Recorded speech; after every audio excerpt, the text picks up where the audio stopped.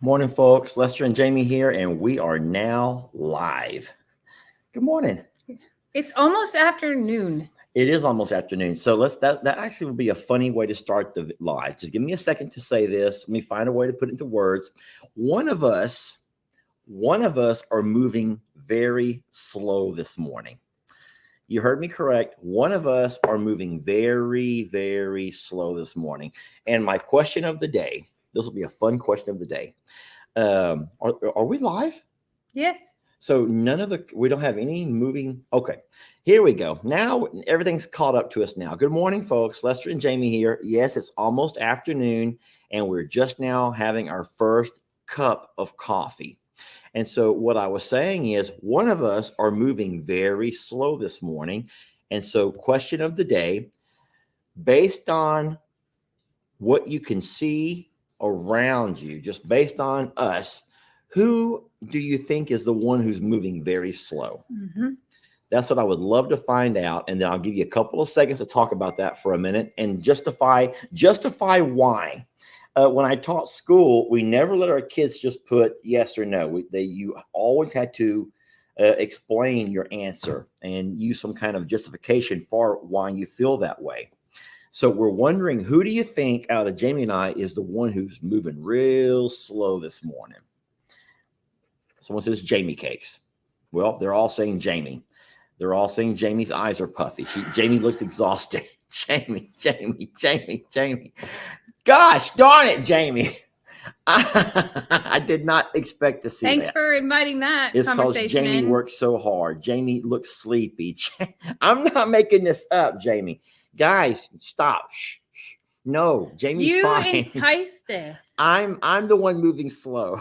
I've been up and have taken care of chores at 2 properties and done 3 loads of laundry, picked from the garden. Hold on now. Let's just not let's not take it overboard. Vacuumed. It is true. Cleaned up the kitchen. All of those things are true.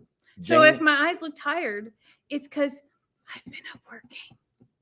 Someone here is the most well rested. Okay, hold on. That he's ever been in his whole life. Hold on.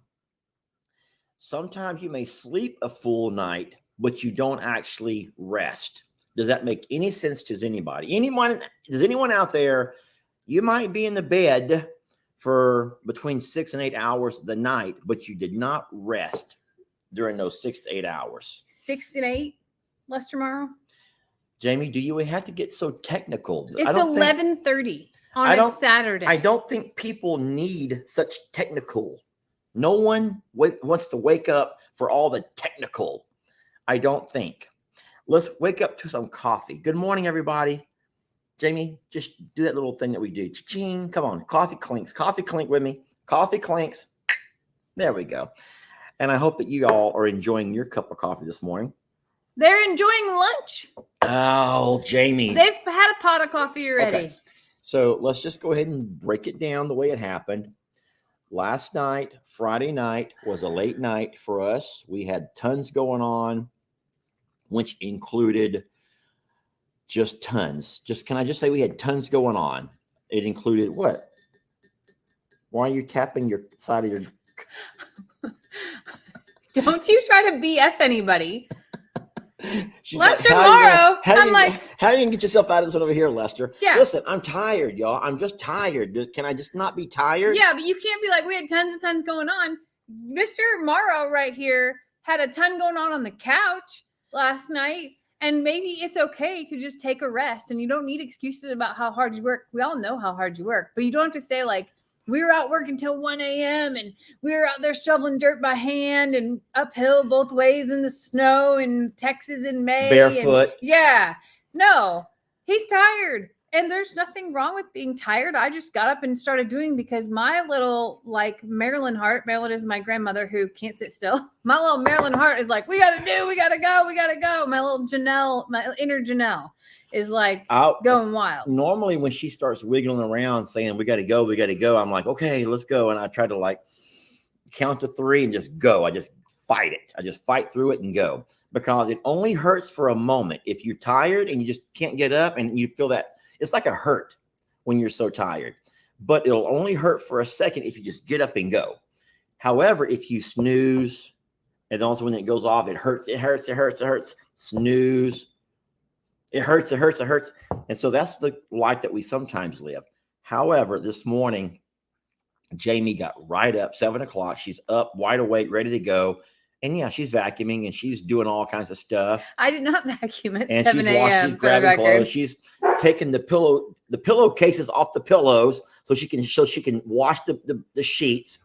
And I'm sitting here trying to sleep all through all that. And just she lifts my head up, pulls that pillow off. That is so not true. Here's how it goes in the morning. I get up and do all my things. And when I have completed all the things that I can do here, I crawl back in bed all sweet. I get under the covers and then I scratch his back and I scratch his head. Really? Hush it up. And I'm like, and I rub his shoulder, you know, the one that hurts so bad. And I'm like, babe, do you feel bad? No, why? I'm like, because it's 8:30. And he's like, no, I'm fine. I'm like, okay. Millie, you need to hush it up. So then I get up and at that point in time, I'm like, all right, put my makeup on. I'm ready to face the world. Gonna start coffee or whatever. And as I'm putting my makeup on, they're snoring in the background. So I'm like, well, okay. Change of plans. I'm headed out, going over to JL, do all the things there, and he can sleep off whatever's going on. Because if he felt bad, I'm not gonna make him go with me or anything like that. Or if you need to sleep, then you need to sleep. Like it's not a competition. I'm going to read what Vonda wrote. Okay. She says, my ex would go to sleep early, snore all night, and then blame me that he was tired. I ended up going to the couch around 4 a.m. I had to get the kids up for school at 6. Mom life. That is mom life, Vonda. Absolutely. Now, I don't snore like some people can snore. No. But I can heavy sleep. That's for darn sure. And my heavy sleep is not the sounds that I make. It's the faces that I make. Would you agree? And I do this. I don't know why. I get into this little puppy dog. They call it a fetal position, right? When I'm just relaxing, I can just lay back like any man, legs wide open, just arms across the bed. I mean, I can lay out like any man. He starfishes. But in the bed. So starfishing is what I like to do when I'm just being a man, just laying down for a little break. You have no control in the middle of the night. You are starfishing in the middle of the night. But in the mornings, in his deep sleep, I don't know why. And I hate that y'all the little spoon. I hate y'all have to even have this image. Force. Because Jamie, I am still Longhorn Lester. It's just this is something that only friends need to know. But I can find myself just like cuddle up and just like a little ball. And that's really the funniest thing that you do in your sleep, though, the funniest thing that you do in your sleep, besides all the eating and Ambien stuff, is you do this thing with your lips where you're like, They call those raspberry. I don't know why I do that. I've always done that. And then sometimes Jamie thinks that I'm mad. She goes, what's wrong? Because I'll be like on the couch. He always does this big sigh, and I'm like, what's wrong? Nothing. He's like, nothing. And I'm like, yeah, blowing raspberries is what they call that. I don't know why I do that. I don't know if it has something to do with anything. I know that people say that whenever you yawn, it's because your brain needs oxygen. You ever heard that? Mm-hmm. I don't know if that's true or not, but whenever you yawn, that's your brain needing oxygen. I don't know, oxygen. But you said it, and now I have to yawn. Like my body's like, yawn, yawn, yawn, yawn. Like I'm fighting off yawning right now. Go ahead. I don't want to. Someone says, Jamie, please make a video. No, that will be that's the end of us. If we ever have videos like that being recorded. Because I don't want him to make a video of me sleeping, because I too sleep like this. And mine has been since my car accident, though, that I sleep like this. Like that's a little bit of like traumatic brain injury. People have will hold their hands up by their faces. And I definitely sleep like that. I'm 99% sure that I snore and I definitely drool. So, no, I just find myself going back to when I was just a tiny little guy inside mama's tummy, and I'm just sitting. He is the little spoon from 5 a.m. forward. I think that you've just ruined my reputation, Jamie. You just ruined it. You ruined me, Jamie. I do mouth breathe, I think, but I don't. No, don't get me wrong. I know that I can snore. I've woken myself up from snoring. But I normally will snore if I'm congested, I don't feel well. That's when Jamie can kind of tell that I'm not myself. Do I snore? I don't think I snore like that. Jamie sleeps really pretty. I don't know what she was talking about. Now you're being nice because so you won't video me? No, we could have some fun with some videos. As a matter of fact, yesterday I tried to record Jamie. I turned on an 80s. So I saw this on TikTok and I thought it would be so fun to do. You find a popular 80s dance song, one of those they would have at Soul Train, and you put it on and you ask people who were around in the 80s, hey, dance for me. And then you watch the style of dance. And then you go to a song from the 90s and you're like, hey, dance for this one. And it's funny seeing those people, how the styles change.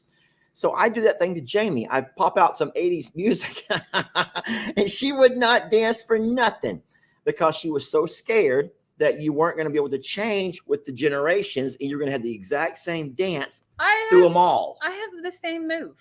The same moves. My body is like white girl country. Okay. Like that is, I can line dance, no problem. But like 80s dance, I was a child. That pretty much looked like jumping jacks on the floor. All you got to do for 80s dance is go in here and poof your hair up. Poof your hair up real good. And then whatever you do, it's the hair anyway. It was all about the hair in the 80s. Lots and lots of hairspray. I don't know how girls did it, man. There was so much hair. Yeah, there was so much hair in the 80s. But no, there's an actual TikTok that I kind of enjoy watching sometimes. I don't subscribe to it. I don't follow it. But your phone is so smart that if your phone catches you watching something for a little while, then your phone assumes you must like that kind of video. So then your phone will suggest more of those to you. So I know everyone talks about you should like and subscribe and follow and all that kind of stuff. But in reality, your phone is going to give you what it wants you to see anyway, based on what you watch. Am I right or am I right? Oh, yeah. My TikTok is conspiracy theories and horses. Oh, no. I'm going to show y'all something very embarrassing in real time. In real time. What? God, I'm nervous about this. I'm going to go to Facebook and I'm going to show you what kind of things they show us in real time. I can do it from my phone right here. Oh, Lord, I hope nothing embarrassing pops up. Okay, I'm going to open my phone. Not that. That's text. Hold on. Okay, my phone is unlocked. I'm going to go over to Facebook. Here we go. Facebook. Oh, gosh. Look what's on, Jamie. Lies from us. Okay, I'm going to go to home. Okay, so here's This Made My Soul. This Made My Soul. From Suits to Boots. This Made My Soul. This Made My Soul. What is This Made My Soul? Because it's over and over and over. We do not subscribe to anything called This Made My Soul. But look, am I making this up? No. Over. So hold on. Oh, that's a sanctuary. Huh? Yeah, so we don't subscribe to this channel. It's just the kind of stuff so what happens is when you spend time watching a certain channel, and so that tells me that either you or I, and I haven't watched it, This Made My Soul, that's not Lester kind of stuff. But no, if it's robot dancing and New York City street and entertainment. Don't make me go to my YouTube, because that is a little bit different. That is my street dancers and my robot dancers and all that fun stuff. Anyway, it's fun, y'all. But today I am moving slow and I'm not making excuses. It's just I said, Jamie, I'm just tired. I'm just so darn tired, and I don't know why. But I don't feel sick, so you don't have to worry about that. I just needed a slow morning. I just needed to have a morning to wake up natural. But it's okay, because that's why I think that's why we both strive so hard to learn each other's jobs and roles and chores and the way that we do things, because just because today he was just slower doesn't mean that there's not a day where he could be really sick and then I need to be able to jump in and do it all. And I know that you always say, like, don't lift this, don't do that, don't drive the big tractor, all of the things. But like, I feel like I need to know, I need to be capable of doing them for circumstances. Yeah. And you need to know how to be a little girl with a pony for those circumstances too. So I would say this, if something was to happen to me, then I would have no worries at all that you could take care of everything. Would I want you to? No.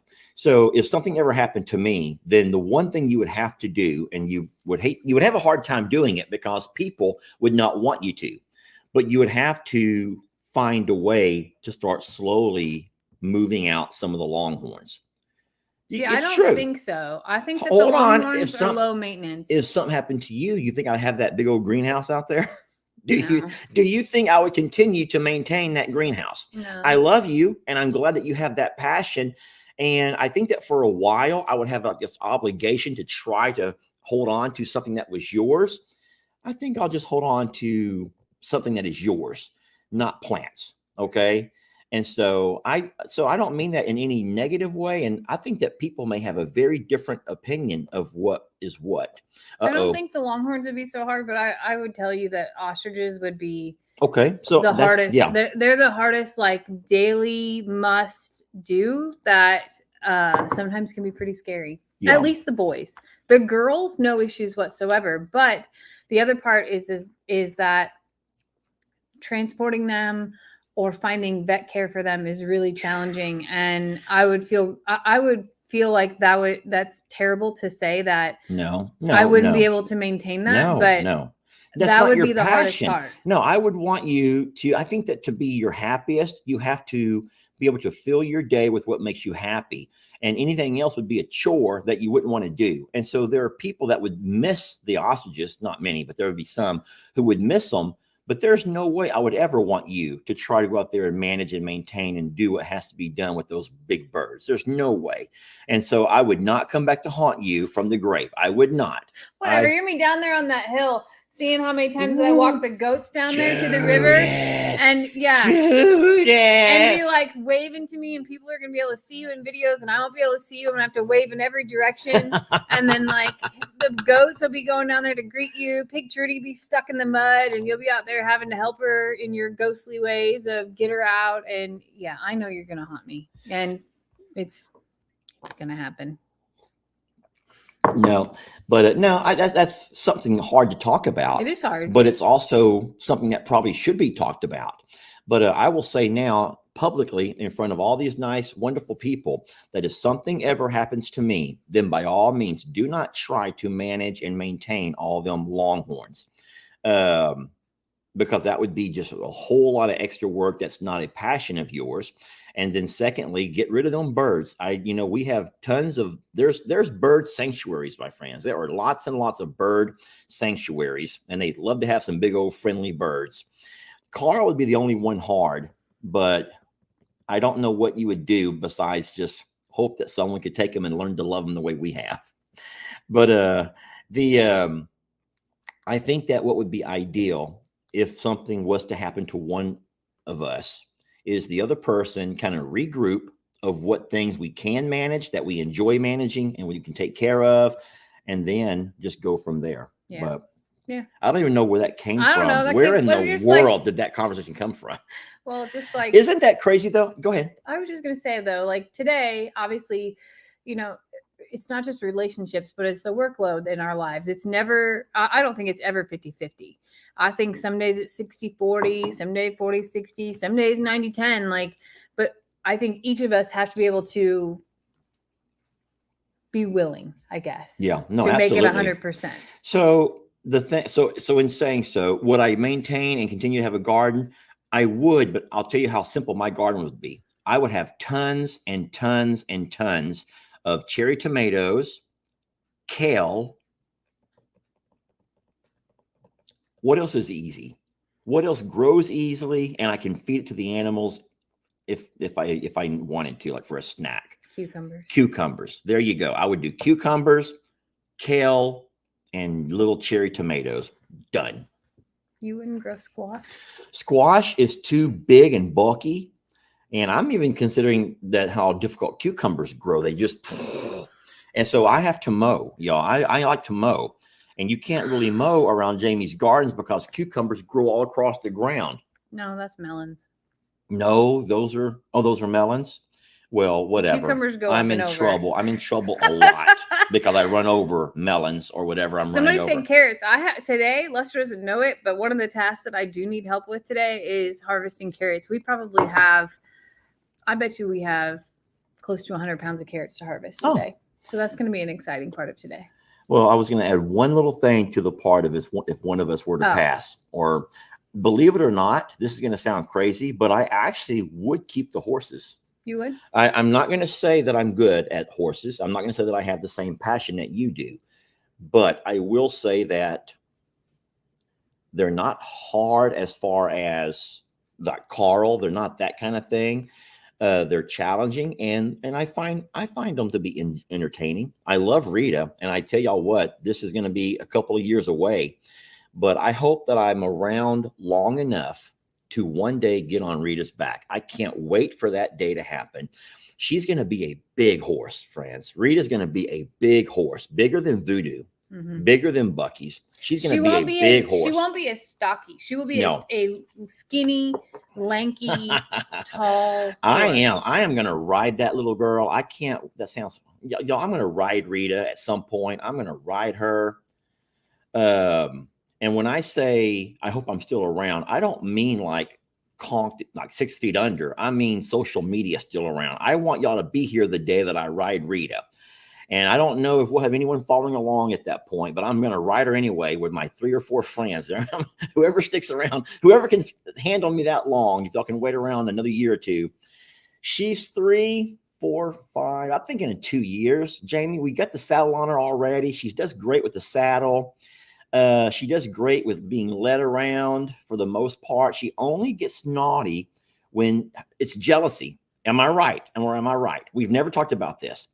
Rita is only naughty when she's around other horses that she's jealous of. So for instance, I have learned my evening like chore routine is that I pull them out individually. I groom them, I pick their feet, I give them a bath, and I spend one-on-one time with each and every horse every single day. Fine. If Rita is not first out, Rita gets more and more and more mad and aggressive and impatient. And I finally learned that if I pull Rita out and tie her up right next to where I'm working with everybody else, she feels empowered because she doesn't want to be last. She doesn't want to be underneath everybody.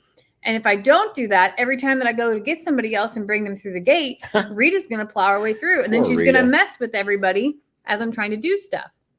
So I've learned that Rita needs to feel important and needs to be able to have a little bit of empowerment brought to her. So, and she gets that by being able to come out of the gate first.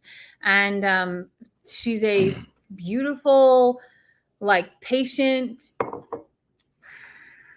sweet horse, even though she's tied up right next to where I'm working because she got to come out of the gate first. Hank? And if she doesn't, she's jealous and throws a fit and kicks at everybody. And Hank, it's wild. Hank, you're not. Hank's here. Hank's here, y'all. Keep talking. That was really interesting what you were saying about Rita and why she does what she does and how she does it. She doesn't want to feel on the bottom. She doesn't believe that she belongs at last, and she gets very jealous of everybody. And if I wait until last and make her wait till she's last, then there's no way I could even pick up a foot because she's so agitated and mad that she was last. So tell them what you're doing to help build her patience. This is really interesting. This is very big brained that Jamie's discovered about Rita. And I was just really impressed with how Jamie is teaching her patience. Because I didn't know you could teach patience. I just thought either you're a patient person or you're not. Well, I've been trying to teach you for 7 years. But no, I'm because see, that's what I'm saying. To prove my point, I'm either patient or I'm not, and I'm not. But Rita, I tie her up to. So we use the old truck at JL. Believe it or not, that is my hitching post. And I tie Rita up on the end of that. And I do all of the rest of the horses, but I touch her between each one. I talk to her. And I'm just trying to teach her, like, your time will come and standing there watching everybody else makes her feel included, but it also is making her truly wait her turn, as she can't plow through that gate, that she can't do all those things. And it's been a really big game changer in those afternoon chores. They're not chores, our afternoon routine. Yeah. For Rita and for everyone else. And by the time that I get done and I do her feet, like I do everybody else, and Rita's been standing there the whole time. And then when I go to do Rita's feet, she's watched everybody else in that routine and learned how to behave, learned what we're going to do, because I do the same exact routine and step every single time. And then at the end, they get a little snack, and then it's time to eat dinner. And it's been really awesome. And we made that change, I guess, Monday. I made that change. So it's been good. Well, there is one thing I'll say that I did not video because I was trying to use my phone at the same time. But when I took the mineral block container into the horse pasture, Rita had walked up beside me, and she was literally right there alongside the horse mineral holder, and it's about 2 feet off the ground. So I stepped up onto it, and I just kind of leaned my body over her back. I just kind of leaned on her. And I was wanting to see what she was going to do. I did not know what she was going to do. And I put the saddle on her many times. We've walked her around. We've led her. You've lunged her. We've done all of those things. I say, people are going to say, that's not really working with her. But we've done a lot of things with her. Believe it or not, when I leaned over onto her back, I didn't put all of my 210 pounds onto her, but I put about half of that on her, just kind of leaning on her to see what she was going to do. She didn't do anything. Well, she did. She kept turning her head to look back at me. And I kept thinking she's going to bite me on the leg. She's going to bite me in the leg. She's going to bite me on the leg, right here on the hip, or she never did though. She would smell at me and put her mouth right there. Mm-hmm. And she would kind of like do this, like with her gums. Like she was like, what are you doing? What are you doing? So that was the one time when I thought, you know what? If she were a little bit older, a little bit stronger, and could support my weight, she can't, y'all. She's not ready, I don't think, yet. But when that day comes, I think that I could have went ahead and climbed onto her back. Now, would she have gone crazy then? Maybe she will. I don't know what to expect. But I don't know exactly what every horse has to go through when they begin to be, I don't want to say broken to ride, but horse broken. But I tell you what, I was leaning on her. There was nothing around her face or her head to control. And she was just let me do it. So I'm like, I'm going to ride this girl one day. There'll be a lot of steps that go in between, a lot of round pen work, a lot of groundwork. Rita's getting much better at her manners. She doesn't try to bite us anymore. She does more of that lip thing. And it's not, that's like it's almost like a fidget for horses. Like she's not trying to bite us. She's just curious, wants to know what it, just like that's her way of touching. They don't have fingers to be able to reach out and touch. So they use their mouth. If she'd not bitten in the past, it wouldn't be so nerve-wracking, but you just don't know if she's touching, like Jamie says, or about to bite you. It's true. You don't know. Well, if actually, you can kind of tell by looking at her face. Rita makes a face, evil face. I think all of us can make an evil face, maybe, but Rita has a way of making her face just change from her sweet little girl all into this little, just like she gets spiteful and impatient, and you can see whenever she's got a little bit of a mean mug going on. She does. This morning they were very sweet, so I have a sweet image of Rita in my mind today. We'll keep that. Tell everybody what is happening over at the JL Ranch and why we're so excited. Now, what's happening is not really exciting for us in the now, but tell them. I wish I had a really clever rhyme to put this through, because hold on. I'm the red rapper.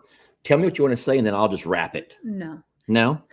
I can do this. It's Heyday with Ed May. It's Heyday. Ed May's on the way. Okay, I'll stop. Ed May, who has cut our hay I'm going to refill our coffees while you're telling them all about this great news. Is out there fluffing and eventually baling hay today at the JL Ranch. And So I have talked to Ed May and his wife very briefly. Lester usually is the one who gets to hold those conversations, but today was the first day that I held conversations with them on my own because somebody was in bed. By the way, I told them too, and Ed laughed. I did. He goes, "Where's the old man at?" And I'm like, "In bed." And he's like, "What?" I hope you said I'm sick. I did not. He asked me if you were sick, and I said you weren't. And he said, "What's he doing there?" And I was like, "I have no idea, but I ain't got time for it. I had to get up and go." Because it was already 8:30, y'all. It was already getting late. Yes. Dang it. So Ed and his wife know that you were. But I slept in. Great, Jamie. You're being a little bit. You're being a little bit today. Anyway, so Ed had told Jamie that he was very impressed with the amount of hay. He says, fertilize it right away. He said, and we're going to come back, and this thing's going to give us tons and tons of hay this year if we keep a little bit of rain. So we're at that place where you need some rain for some things. You don't want rain for other things. So we're just hoping for a moderate, normal rainfall. Like, just give us a moderate rainfall. That's our ask. Is can we just get once or twice a week, a good shower? Yeah. And I think that would be really wonderful if I had a wish list to ask for. But it is supposed to rain on Wednesday, by the way. Oh, that's the fertilizer day. Mm-hmm. Yeah, we're getting fertilizer on Wednesday. And so we're excited about that. Mr. Ed did say fertilize the horse pasture also. And here's why. He said that horse pasture, which is a 15-acre pasture, is big enough and it's producing so much good grass that's already seeding. He says that even with horses grazing on it, fertilize it. We'll cut it anyway. Theirs will still be a lot of hay out there. Because there's only, 4.5 horses out there for all of those acres. And it's growing. And we supplement them. We still give them a little bit of green hay and a little bit of, grain and then other things. So they're not just dependent on grass only. No, they're not. And they're out there. Nobody's standing at the fence all day waiting. They're out grazing and doing their thing. But as Lester mentioned, with the supplementation, some of that is because of actual supplements that we give them to help with their muscles and gut and everything else. So that is part of their low sugar grain. But the alfalfa that we've had them on forever is kind of like you have to wean in and wean out a type of thing. And we used that last year all through the drought. So we're at like a flake a day for each horse. And we will maintain that because it's good for their digestive system. It's what their bodies are used to. And it supplements them having to forage so much. Graze. Horses don't forage. I am almost scared to answer this question. Oh, God. I know it's not really question time right now. We try to wait and hold questions off at the end. There's like a whole something in my... I'm afraid that might be a fly. And you left it in? I wasn't sure if it was a coffee ground or a fly. And as I'm sitting here watching you talk and I see it floating around, I'm like, wait, that's kind of big to be a coffee ground. I didn't want to reach my hand over. I thought you would see it when you took your next sip. Hold on. Whenever I swallow the fly, you said, stop whining. It's not going to hurt me. I didn't swallow it. It hit my lips. So why are you mad at me for? Because you don't mind if I eat flies, but if you have to eat one, the world's going to end. It's fine. It'll be fine. Okay. So Redfree says, what's the plan with the pond, Lester? Jamie's mad. Jamie's so mad at me. She's so darn mad right now. Friends, how do I say this the right way? I will obviously make a long form video where I can put and tie in some illustrations and some examples, but we have now met with 3 different contractors. Mm-hmm. Contractors. One is a concrete specialist. That's what he does for a living. Concrete Creations. They're right here in Livingston. The other 2 are pond people. They're pond people, right? Pond people. I'll just call them pond people. So let's not talk about money right now. Let's not talk about money because everyone knows that when you start talking about concrete, that's when you're really looking at the money. So we've had a couple of different consultations. Can I use the word consultations? Mhm. Consultations. And I hate having to pay somebody to consult us, but we knew that that was what we're just tired of paying for someone to do it and it's being done wrong. So we went ahead and broke down, and we had to pay for 2 guys to come do some consulting. The other guy just drove out because he's local. So fine. The 2 consultants have differing ideas. You gonna pour it out, babe? Yeah. It's no good. I can't drink it. Here, have mine. I honestly, I'm really, I don't mind. I'm good. So I'm not reading any comments right now. I'm trying to talk and keep my thoughts about me, but it really bothered me having to pay for a consultation because I want to pay. If I'm going to use hard-earned money, I want to see it getting done, not to have a couple of guys walking around with some sticks and measuring devices and telling me what needs to happen. And so we've had 2 consultants that gave us differing opinions. Jamie liked one opinion, I liked the other. And so when you ask me what's up with the pond, to be completely honest, she and I are at this, we're at differing places right now. Do you want to explain to them the 2 different things, the one that you like compared to the plan that I like, or not really? You want to just wait, or it's up to, I'll do this however you want to do it. I don't understand your plan, so I don't think it's best that I describe anything. Wait, that's yours. Yeah. Mine was in the red. I just know that the plan that multiple people have talked to us about, in addition to these people, and the plan that I've had in my head the whole time, that you can drive through highways and see that is done by DOT in addition to other private ponds and things. Like, for me, that seems like a realistic answer, a realistic thing. But your plan, I'll call it your plan, even though it's not your plan, is like way on the opposite side of like spectrum that I don't understand it enough to even be able to speak to it. So remember, friends, that Jamie and I both grew up in areas where it was flat. We've never had to deal with erosion and things like this. Can we agree on that? Mm-hmm. So neither of us come from a lifetime of watching our grandpas or our parents or anybody else control and fix erosion issues. But there's one thing that a fella told me, the consultant, that he told me that I kind of bought into. And I'm only going to say this because I see it with my own eyes in the 3 years that we've lived here. You can never allow water to channel.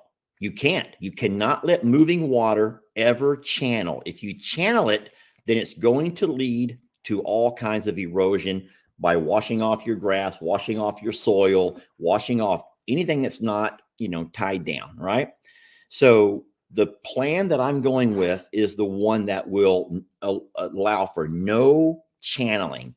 And I'm going to have to give you an actual video to show you what I mean by that. But there is one of the plans that's not going to allow for any channeling, meaning whereas we have a spillway right now, and when that water gets to a certain level, it begins to pour over. That, in essence, is channeling. And all that channeling water is what keeps washing everything away. So, but I believe that channeling the water and putting it in the place that it's supposed to be, which is the river, is the only way to control it. Because if you can't channel it, then you end up with a place like Plum Grove where you have water everywhere. Where it ponds. Yeah. Okay. Pooling.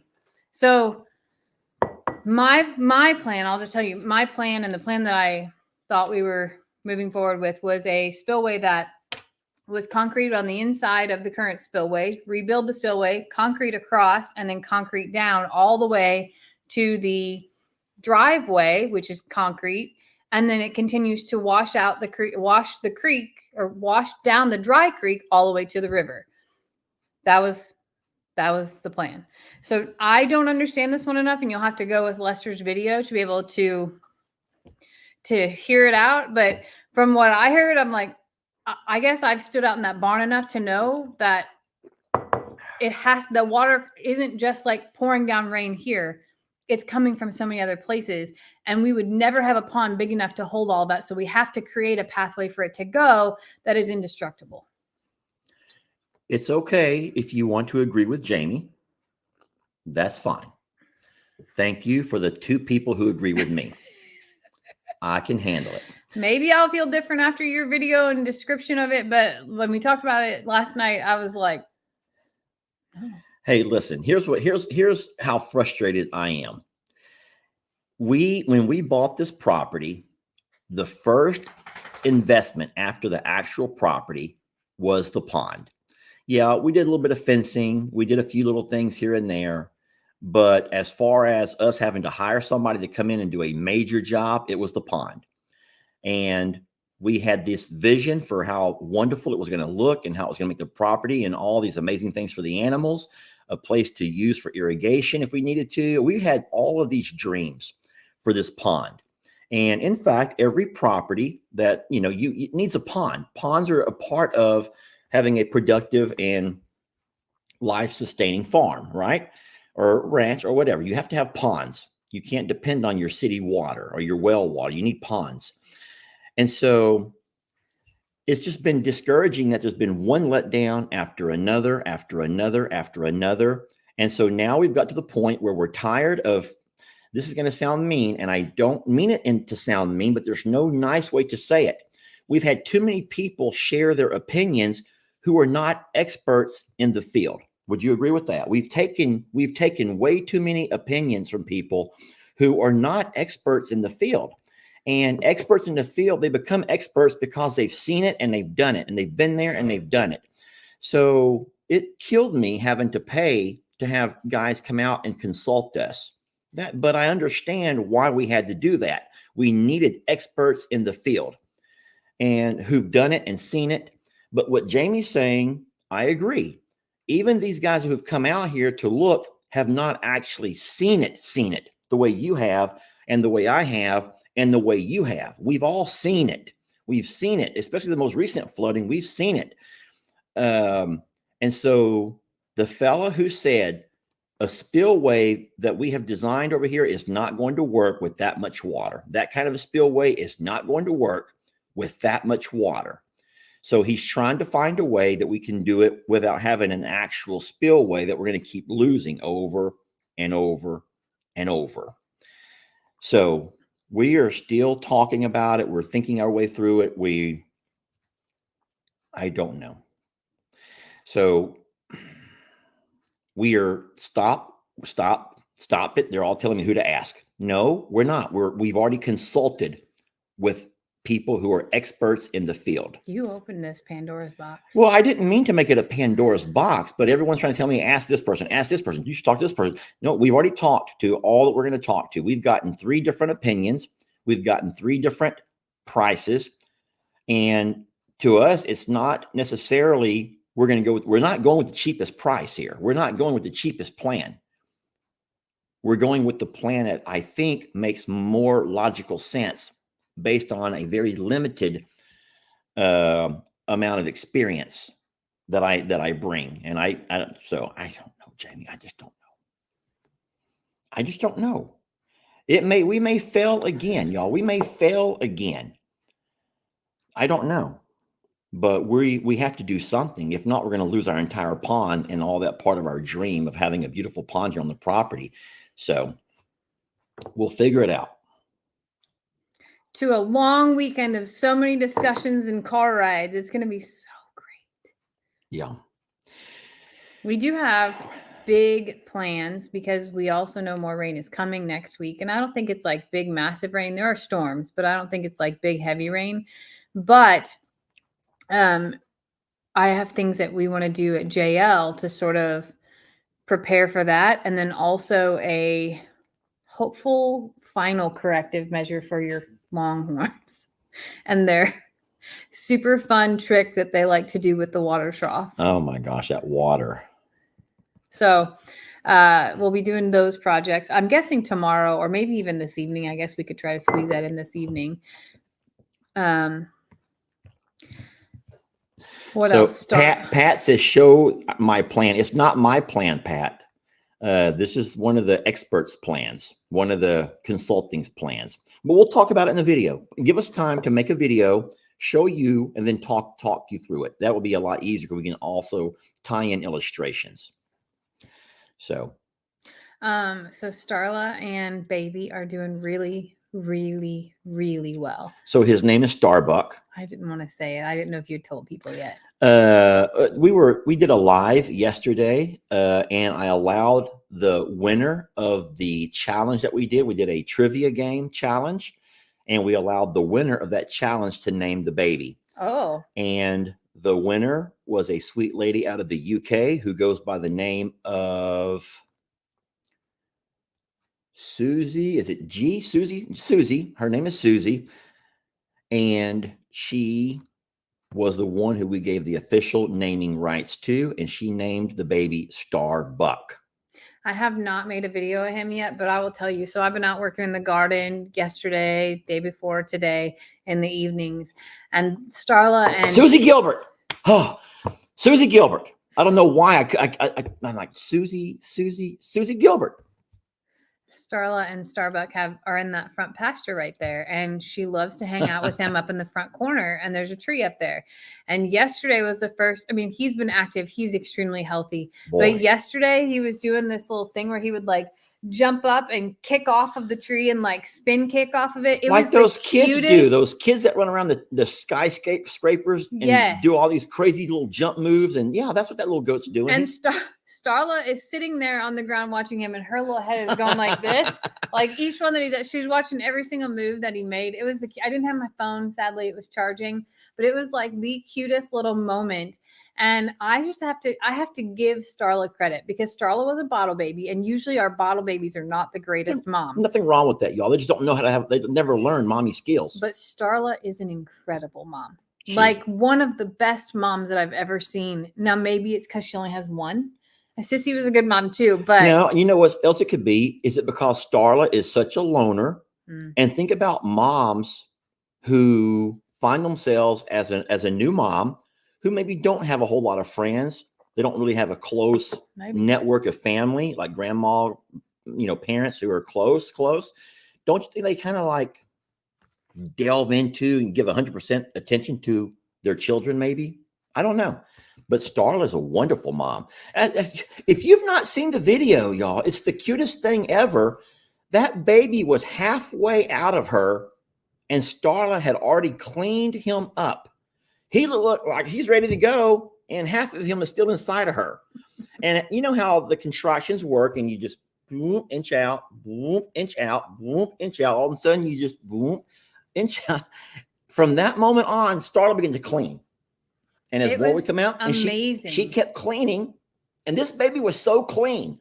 And then all of a sudden, now she's clean. And as he's coming out, now his little legs are out, and she's just cleaning and cleaning and cleaning. And this baby's looking around like, okay, hey, everybody. He's like looking around and really loving life. I let all the other animals in to meet him. I did not realize he was halfway inside of her still. And so all the animals come around the corner. I'm with them. I'm videoing. And I see this cute little baby laying there all cleaned up and fuzzy wuzzy. And when I walk closer, I'm like, wait, that's only half a baby. And it was his little front legs like, hey, he's like trying to military crawl himself out of there. Star's like constantly like just cleaning. And he was so handsome. And I could only see half of him. The other half was still up inside. And I'm like, whoa. I've never seen that ever. I've never seen any of our goat moms do that, or dog. I mean, anything that has given birth here, I've never seen that. And it surprises the heck out of me. But then again, I think it's really special because Starla has a best friend now, because it was Finn. Let's be real. It was Finn, but it was because Finn wanted to be her friend, not because she wanted to be Finn's friend. But now she has this thing to take care of. And like, I feel like her heart is just full. And I think it's awesome. Yeah, we will never remove them from each other. You know, it was crazy how we thought that Tilly would be like that, because Tilly has no friends either. Tilly has always been kind of a loner, doing her own thing, and she likes it that way. She does. And we thought whenever she had babies, man, she was just going to be glued to those babies, and she wasn't, y'all. I don't mean to take away from Tilly for those who love her so much, and you love her for who she is. But Tilly was not a good mom. She was not attentive. She did not I hate to say this in a way, but she was annoyed by her babies and didn't want to feed them, was annoyed that they would follow her, would be mean to them because they followed her. Like it was a sad situation because these babies all want to eat and they want to be with their mom, and their mom wants nothing to do with them. Like she's fighting hard to be away from them. Yeah. And Tilly, it really taught us in that moment that Tilly really was a loner goat. Like she doesn't, it's not because we shouldn't feel sorry for Tilly because she has no friends. It's that Tilly wants to be alone. She wants to watch from afar, and that's it. So it's very interesting to see the differences in them. So yeah, so Tilly's not a good mom, but we love her as a goat. And even to this day, you walk out there anywhere around them, other goats, and she's off by herself, watching or grazing or foraging, but she's on her own doing it. And then Sissy is also on her own, but now not Sissy, Starla, but now she has a little munchkin to hang around with her. And so we're going to allow that to happen the same way we did with Jezebel and Trinity. We know that Trinity's not a longhorn that will ever be. That's not going to come out right. We know that Trinity over the Longhorns is not full blood Longhorn. I love her. So she'll just kind of be a part of it, but we could never remove her and her mom because they are in fact best friends. Sometimes animals are loners and prefer to be alone. I don't know why it is that way, but we've seen animals who are like that. So anyway, I think that's all part of us doing our part. We have room for more babies, so we'll certainly allow this little fella to stick around. Starbuck. And I think that she has found her purpose, and people find a purpose in different things in life. And some things people may not be good at in some areas, but she found her purpose in that little fella. So we're blessed to have them. And then I was going to say something else, and it kind of lost it. I lost it, Jamie. Say Dang something. it. Yeah, talk about something when I try to rethink what I was going to say. I have a hunch that Stormy and Rita went in the pond yesterday, and that is because of how muddy and gray their feet were, because I don't know where else that they found mud, and that excites me greatly. Yeah. But also makes me want to go out there with a rake and pull out all of those weeds that are in there and clean it up a little bit. I know that wasn't like on our weekend agenda, but the fact that they're taking steps in and maybe starting to swim in there might be something. You keep talking. I'm looking for a person. Don't read the comments. Trying to find it too? Yeah. I swear I had something I was going to say, and I allowed you to keep talking for a minute. Sorry. No, it's not you. It's me. And the fact that I can't remember anything anymore. But no, I'm so happy to see Starla doing well with her little fella. And then you found it? Yep. You took care of that? Done and All done. right. Oh, people are asking about who Starbucks daddy is. Initially, you thought Finn. I thought it was going to be Finn. It's not Finn. So yeah, we made a long video coming out. We took us a little bit of research and some homework, and then it took us talking to Teresa Uhlenhake. Yeah, if I couldn't find it myself, I knew that Teresa could. We have people that can find us anything. And so it's whoever will reply to my message first. And I asked Teresa, I said, Teresa, can you find out exactly where Starla was at in the month of December? 5 minutes later, here comes all the links to all the videos, and she tells me exactly where he was at or where she was at. And so we now know that it was not Mr. Finn. It is, in fact, Mr. Gus Gus. Which makes total sense. If you look at him, he looks just like his daddy. He does. Gus had strong genes. Very strong. Mitigated that problem, though. He will no longer be a contributor to reproduction. Yeah, we're done. Gus is done. Mr. Finn will have to be up next. But don't forget, y'all, we have more babies on the way because of the neighbor down the road, Miss Diana. Remember Dirty Diana? I called it Dirty Diana's goats. Mm-hmm. And so Dirty Diana, which was just kind of a joke between she and I, her Billy goat called all of our ladies over. And so several of our little lady friends went over to visit without me knowing. And then Miss Diana and I had to get them all back home. But more than likely, the damage was already done. Yeah. Which is fine. We love babies. We do love babies. We do. We love the babies. We do. And then, so let's just go ahead and break down everything going on at JL this week. Then we'll talk about what's going on here at Longhorn Lester's this week. Go ahead.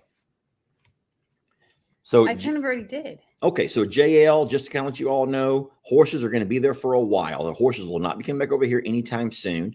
We've gotten a lot of the mats put into place. We have to buy more mats. So we want to have a nice, soft, dry area for the horses to stand. That's kind of what I was talking about with the horses. Okay. So go ahead. So we have brought all of our existing mats over there, and in that barn, that's not enough. That barn is significantly bigger than this barn, and there's no stall set up, and the ground over there is clay and sand, which Lester built up. However, if it rains, then everything is mucky because there's no walls, and it also is a little bit on a slope. So we have to put mats on top of all of that for them to be able to have dry spaces for their feet to be able to get out of that muck whenever it rains. And that's going to include some purchases of those mats and some placement. Those mats are 100 pounds a piece. Oh. And it's like carrying a dead body. Not that I've never carried a dead body, but I imagine a dead body would just be like this dead weight. And these mats are dead. They're not weight. Very flexible. There's no handle. It is a workout to do. So that's a 2-man job. That I tried. Oh my God, I tried. I found a place on Marketplace that sells them for like $5 cheaper. It wasn't about the cheaper price. It was that I was hoping that I could have them delivered and installed. And I was like, I'll pay full price if you would be willing to do this. And they're like, no, that's too far. Look over here, baby. Read that right there. Okay. Okay. And so secondly, what are you going to do about the cows' water situation? So right now we put a small trough out there, and there were so many people that are like, why is that trough so small? Well, when you have a small trough with an automatic water on it, it can refill enough, but it's easy to dump out and clean because troughs in the summertime have to be scrubbed, especially where the sun hits them because of algae. And when you have a giant one, it takes forever for it to refill, and you're kind of wasting water by dumping it out to scrub it, all the above. Well, we have proven that solution is not Longhorn-ish. And it's also not Longhorn Lester-ish. So we are going to have to buy a much bigger trough for them that we can fill up and remove the automatic water on that we just fill up every day, basically. So that pretty much they're taking their horns as part of a game and they're pulling off the automatic water filler. And then once they pop it off, it's on the ground just shooting everywhere. And went through a lot of water. We haven't got our water bill yet, but I'm scared about how much water we lost across the ground.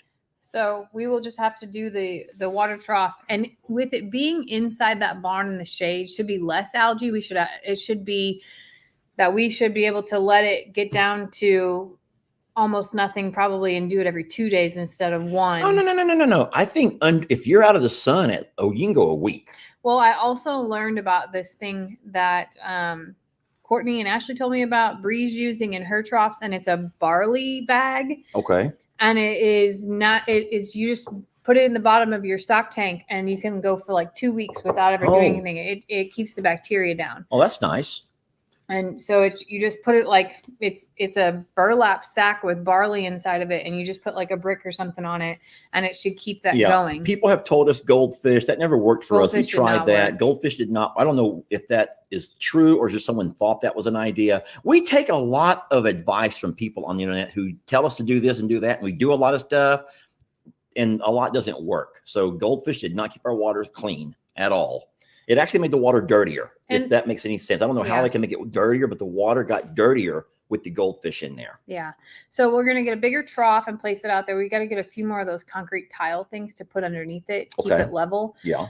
So that's another muscle project. And then the fertilizer on Wednesday.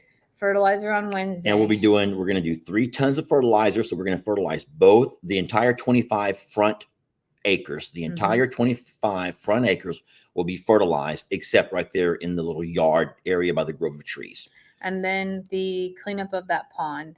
I know this is like an extra project that I'm throwing on you right here on a live. You want the Argo, don't you? You want the Argo? No, but I hate the Argo. But I do want to like weed eat at least one spot for them to walk into, and then borrow that rake from Jake that he used in the ponds last year that has the rope on the end of it. You know what I'm talking about? Yeah, It's like real wide. So here's my dilemma with any of that. And people, we've talked about this before, and I would love for y'all to help me agree with me right now. That front pond has somehow put together, Mother Nature has put together the perfect combination to make that water crystal clear. I hate to tell you, it's not clear right now. Well, what you're seeing is some stuff floating on top, which I'm sure is just natural that happens this time of year. But the water itself is crystal clear. And if it's not, it's because the horses have been inside there churning it around. Yeah. And they're going to keep doing that. Okay, that's fine. But I don't want to. So I'm not saying chemicals. I'm saying to pull those weeds out. And those weeds are invasive. They're actual big companies that have big equipment that do that for ponds. And you can still have very clean water. It's an overgrowth during this time. And pulling them out without chemicals is not going to harm anything. And then how's it going to affect the taste of the water with animals are trying to drink? Because I would just imagine that decaying plants and decaying things are just going to make a really nasty taste not that they have to have that pond water to drink, but you just want to have a nice living pond. And right now we have a beautiful living pond. Granted, there's a lot of things living in there that we may not like, but it's a beautiful living pond. Now, the back pond is the one where I wouldn't mind throwing some chemicals because that stuff is nasty. You haven't seen the front pond. I haven't walked over there in the last few days. No, yeah. I'll do it today. I think that you need to before you say it's natural. It's not natural. I mean, it is. It's obviously it's nature. There's no chemicals in it or anything like now. But do you remember maybe it was 2 years ago, the back pond in Plum Grove, how it was all the way across? And that's what it looks like right now. Oh, okay. Well, so we got to do something. We will address it. All right. So that's everything at the JL. Yeah. So fertilizer on Wednesday, pond cleanup, horses, mats, cows, water trough. Yes. Mm-hmm. Okay. So that's the JL Ranch property. Over here at Longhorn Lester's, what's going on? This week we have work going to start on the pond. Yeah. Pond work starting here. And then I'm also going to work from this edge of the pond, the edge that's by the barn, so all the way back to the fence. So pretty much an entire circle around the pond. Jamie's going to attack with grass. We must get grass to grow there.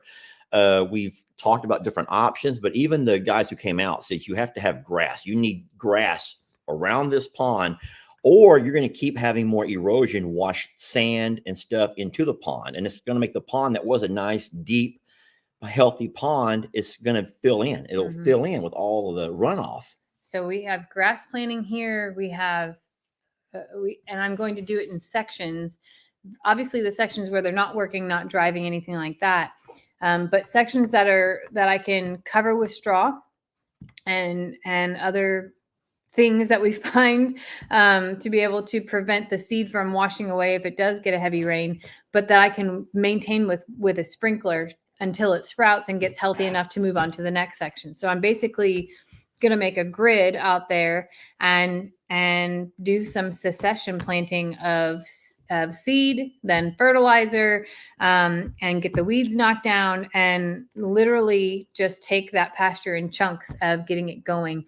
And then the other side, I know you talked about this a little bit yesterday, but the side where the washout is right below the well there, right? We're still going to do the terrace stuff, correct? Yeah, but we have a different idea how that's going to look. But we have to find a way to terrace that off so we don't have that straight slope.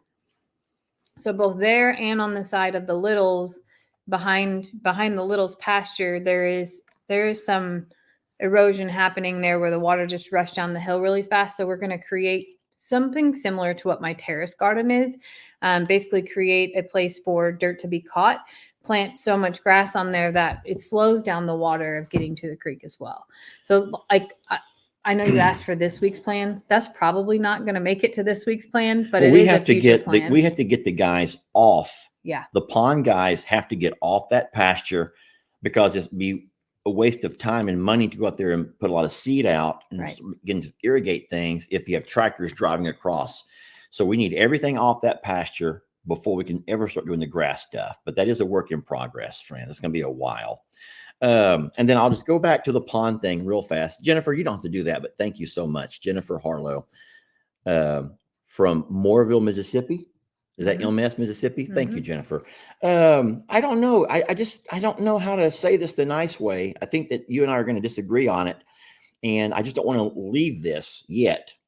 If I might can convince someone to agree with me. Listen. Okay. So if you go out there to a living pond where no one's touched it in a very long time, and it's Mother Nature has turned this pond into a beautiful living thing with crystal clear water. Yeah, there's a little bit of green stuff growing on the bottom. You can see some plants growing along the sides, but you know that pond is full of life. You can watch the fish swimming along. Don't you think that all of that green stuff growing in there is providing the oxygen in the water that it needs? Since we don't have a irrigation or a filtration or any kind of an aeration system, we have nothing. So all of that green that may not be pretty, but it's really made just a beautiful pond.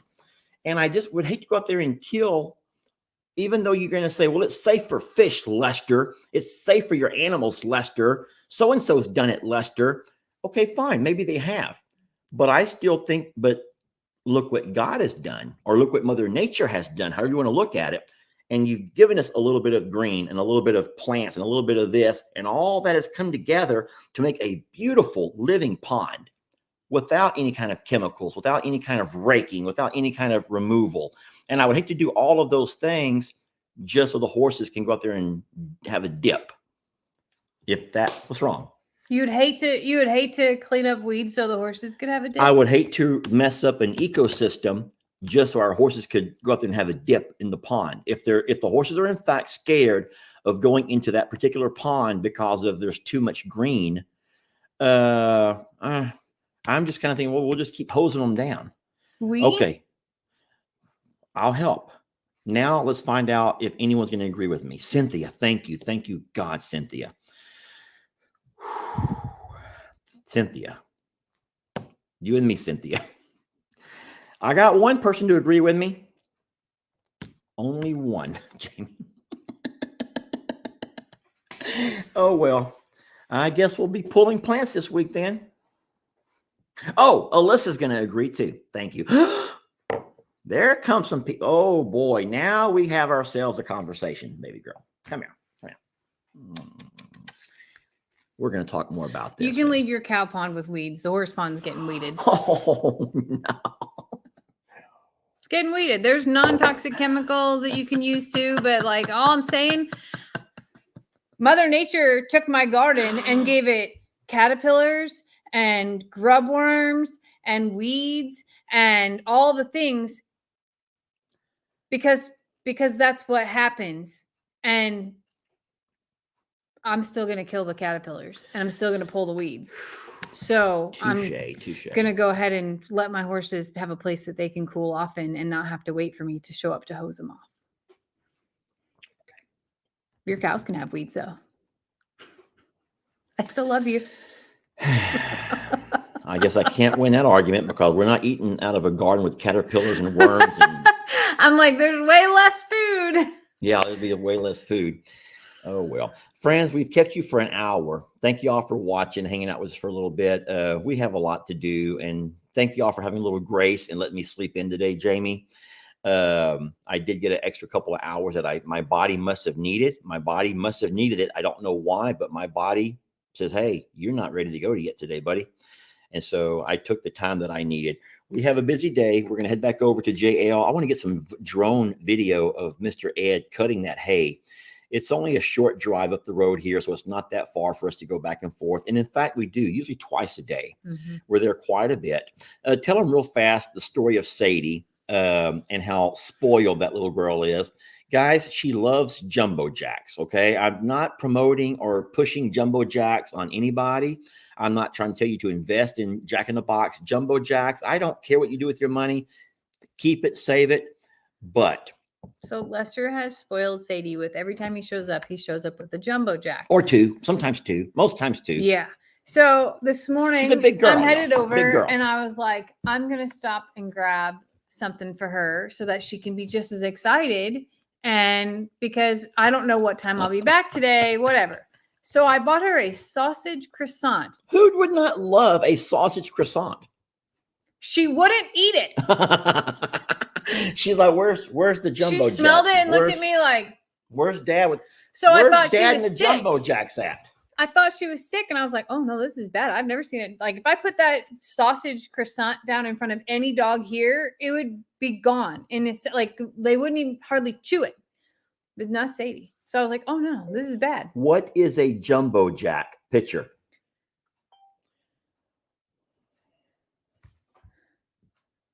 A jumbo jack is a hamburger. Can you read it? No, I can't read it backwards. Oh, that's a jumbo jack, y'all. From That's Jack in the Box. So I think she's sick. So then I go ahead and get out dog treats, thinking like, I have to, is it what I bought? Is it bad? Like, I smell it. It smells terrific. It looks normal.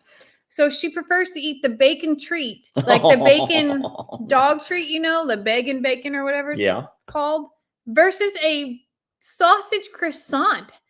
I don't know. Anyway, I'm eager to see if it's still there when I get back, or if she was just being a little bit more like, but did you get a jumbo jack? Yeah.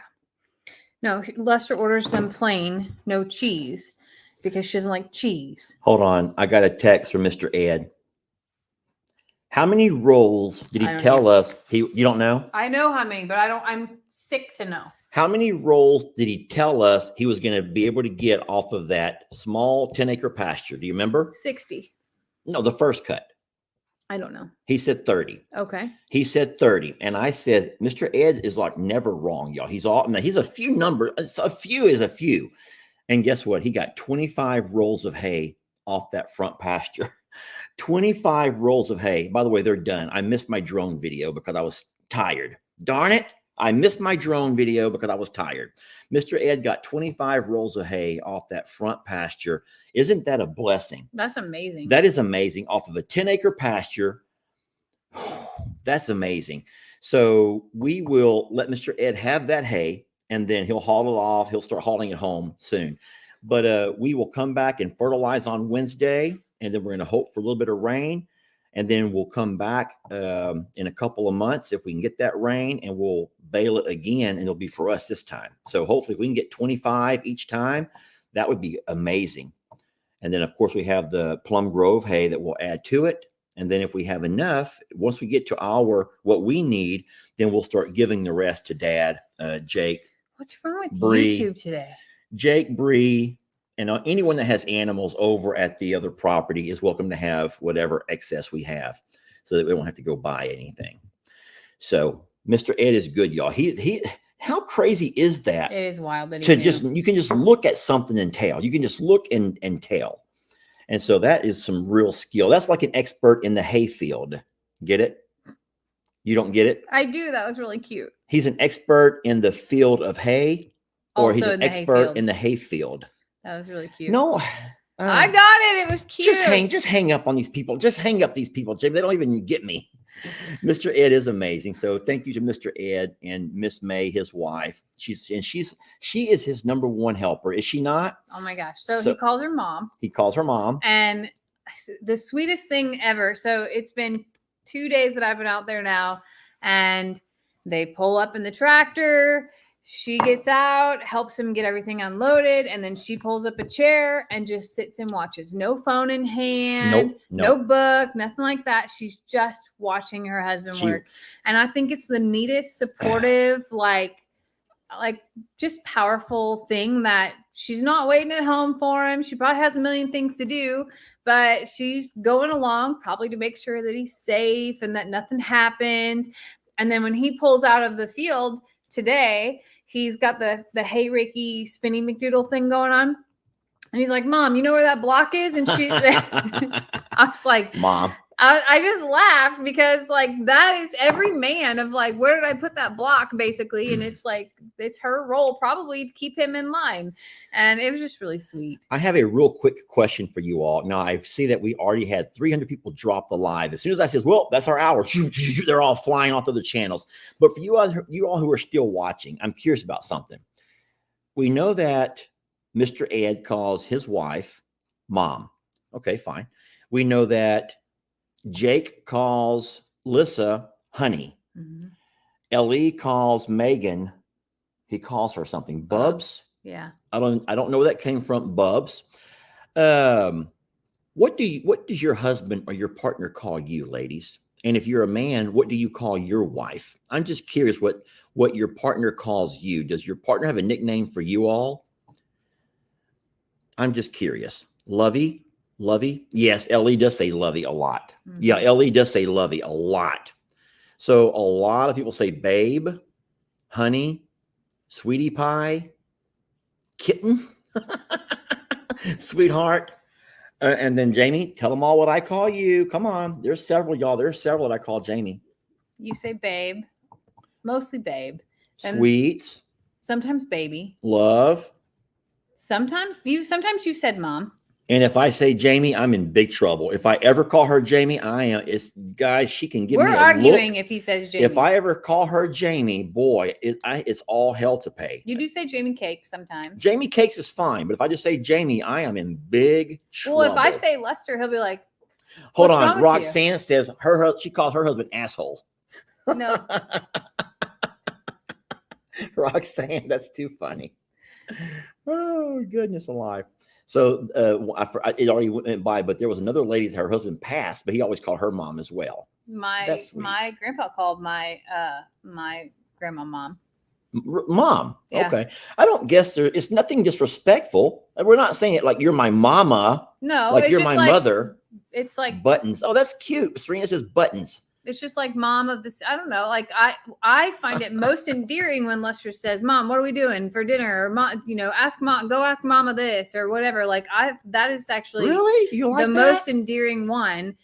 Yeah, because you're very Southern, and I didn't realize this in the beginning. But this is a funny story. Then we'll let y'all go. Hear this story, and then we'll let you go. I promise. But you have to also ask Lou, because Lou can tell you the same thing she's going to tell you.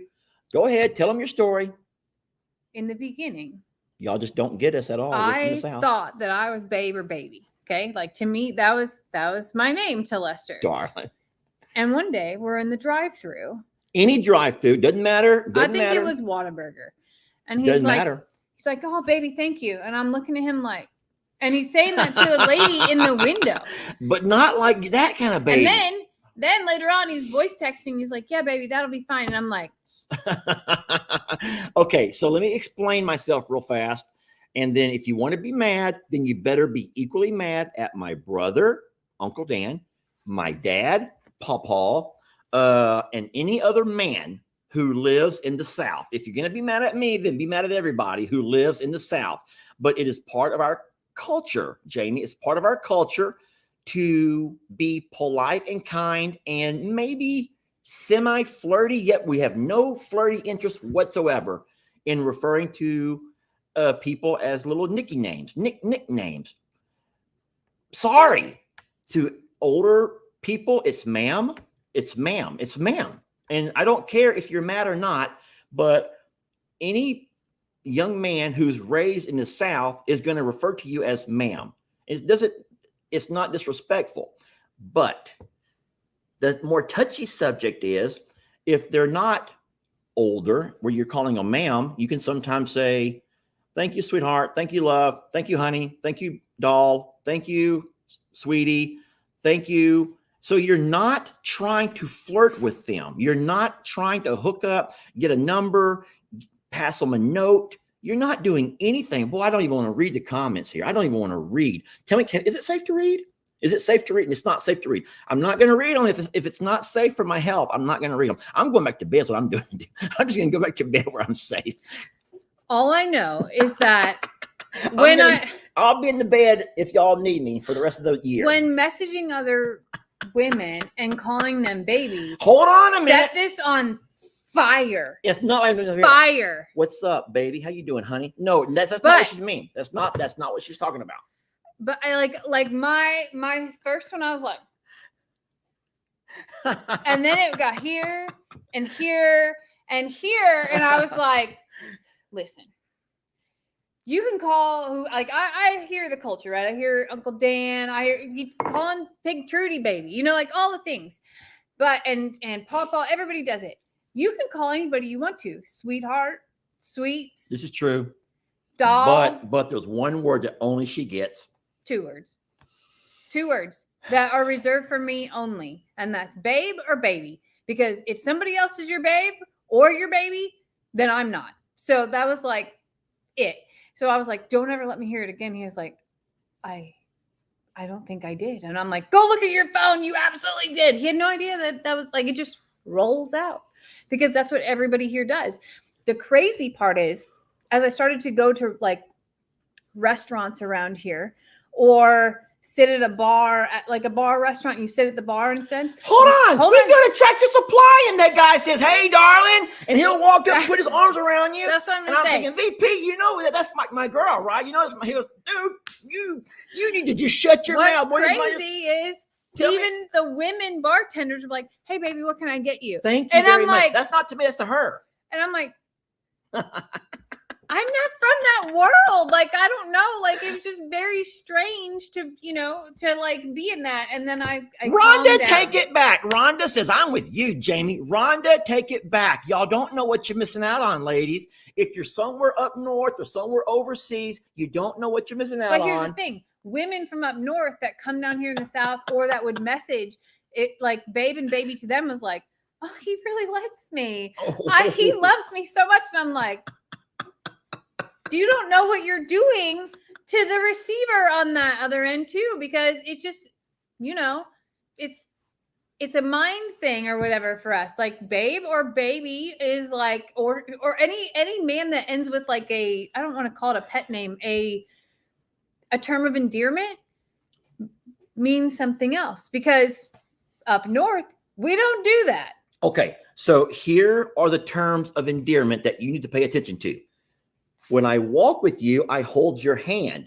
I am not holding the girl's hand who gives me the jumbo jacks from Jack in the Box. I may call her sweets. I may call her, thank you, love. Thank you, doll. Thank you, darling. But I'm not doing this with her. On that couch at night, she ain't putting her feet up on me so I can scratch her feet or massage her toes. Or when she gets her, what's that thing called that you have, that plantar fasciitis? I'm not trying to stretch out her ankles, am I? No, that's the terms of endearment.